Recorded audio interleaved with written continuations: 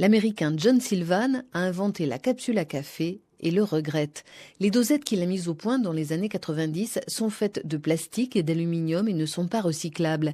Il en a été consommé en 2014 près de 9 milliards aux États-Unis, où elle monopolise le marché, loin devant celle d'un concurrent que nous connaissons bien en Europe.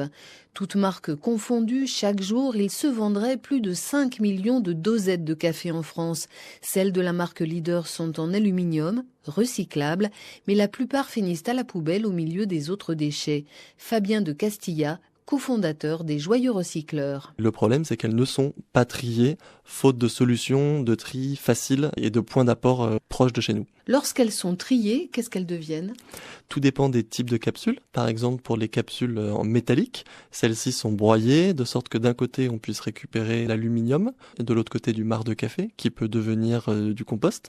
D'autres capsules qui sont en papier et en marc de café peuvent être compostées. Et d'autres en plastique vont, elles, être séparées entre le plastique et le marc de café. Le plastique peut être utilisé pour refabriquer du plastique et le marc de café, encore une fois, du compost. La plupart des fabricants ont leur propre système de recyclage, ont mis en place des filières.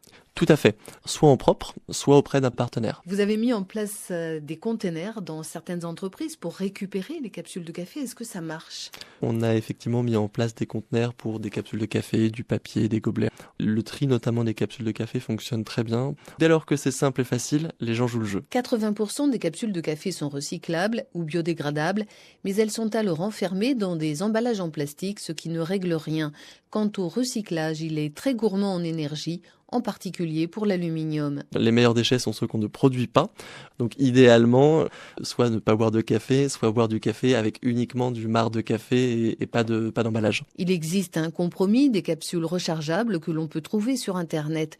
Une tasse d'expresso encapsulée coûte très cher. En achetant ces dosettes, on paie son café jusqu'à 88 € le kilo. Quant au marc de café, il intéresse des entreprises.